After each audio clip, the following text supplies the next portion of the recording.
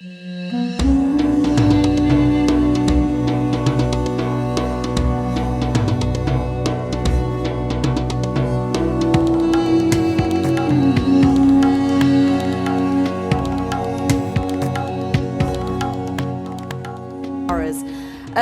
Akbar, Chairperson, CEO of OiLSERV Kuwait, welcome.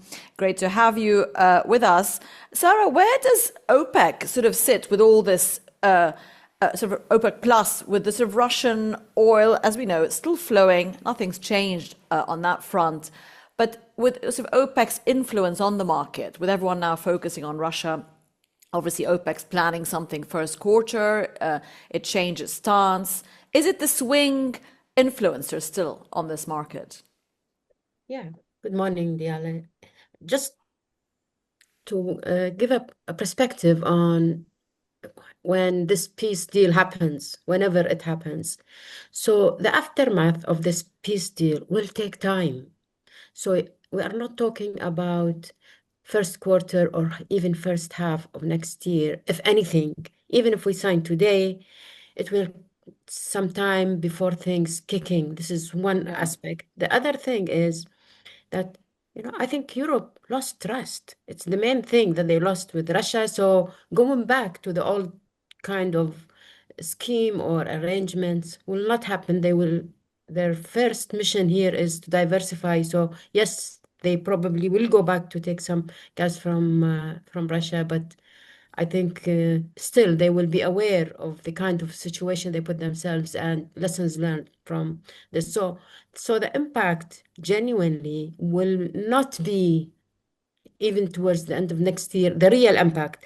Now, if you talk about psychology, if you take about, traders kind of moving things, yes, but genuinely from a reality or from a realistic point of view, you will not see any impact from any kind of deal that will happen, except probably towards the end of next year.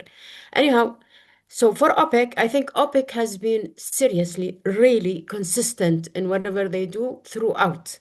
And they have, kept their mission in front of them. They want to ensure security of energy for all. That's why they want to make sure that there is enough investment going into the oil and gas all over. And they want to keep the cycles. They just want people to go through cycles safely and easily and affordably by all countries. That's why I think nothing will change with OPEC Plus. They will continue to manage. Although you remember, 2 months ago, they were thinking they will put back all the spare capacity into the market, and then they retracted because they continuously evaluate and they can work together in managing the flow, the supply, so that they ensure that there is some kind of sustainability in the price so that people can keep investing and there is some kind of foresight on pricing so that people can truly invest in developing human oil. So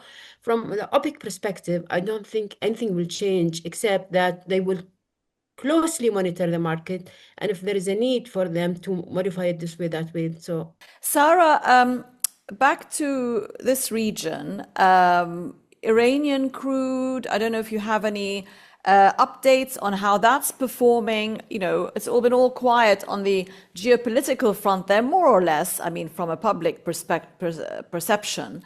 Some talk now coming out amongst the analysts saying, oh, we're going to see things maybe fire up with Iran in the new year in terms of geopolitically. The focus might come back on it. So give us your view on, is the Iranian crude still getting to its destination? Has China continued to slow down a little bit because of the US pressure? And also then, what do you see in the new year from a geopolitical risk point of view in the region?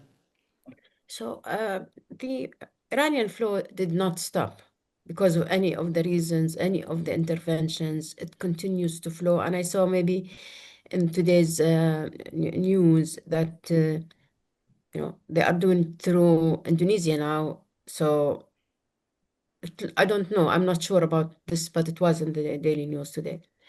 So there are many, many ways to get around and continue to sell, and that's exactly what's happening. And this will continue. But I think the thing that make a difference is the visit that Prince Salman made to Washington, and during the discussions with the with President Trump, Yes, I want to ask you about they that. said Yeah. they were trying to create some kind of mediation between Iran and between the US. So I think that process will start, and I believe, with the influence that the US and the Saudi exert today in the region, I think there might be something happening. And I think even with President Trump trying to create peace, I think that is something that might come to play. And that if that happens, then I think things will really change in this part of the world. Because it's not only their oil flow, their gas relationships, they stopped sending gas to Iraq because of the sanctions, and now Iraq is trying to buy LNG from the market in order to supply the electrical power plants in Iraq. So, yeah, few things will change here if those talks do continue and there is enough pressure from the various countries in the region. So these countries that do want to see that kind of, peace are basically a whole GCC, and I think Iraq is very keen on that as well. Let's take advantage of having you with us and get an update from you on the Kuwaiti energy sector. Any progress? I mean, it's ticking along nicely, but I mean, in terms of parliamentary decisions for more investment, and how that sort of fits, its strategy fits in KPC strategy within, what the other main sort of OPEC players might be doing in terms of, market capacity. Yeah. So in Kuwait, there are a few things that are actually changing. The first thing is that there is a whole series of nice discoveries in the offshore. So the offshore, for a long time, we haven't done any exploration work, and recently, over the last 3, 4 years, started that work. As a result, we have three big fields now. Two of them are oil, and one is oil, gas, and condensate. So there will be a big effort to develop the offshore. And the thinking is that, well, we have never done offshore operations as such.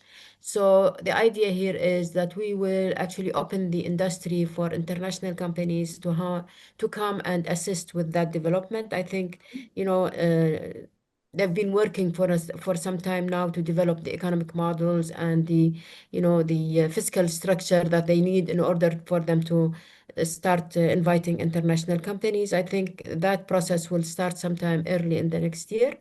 So there will be real change in the overall industry in Kuwait, where you have international companies coming to develop some of these offshore and some of the onshore oil fields, especially the deeper fields that have been discovered in North Kuwait as well, and probably some exploration as well. So Kuwait is in a different route now. I think we have suffered over the last few years from an ability to increase capacity.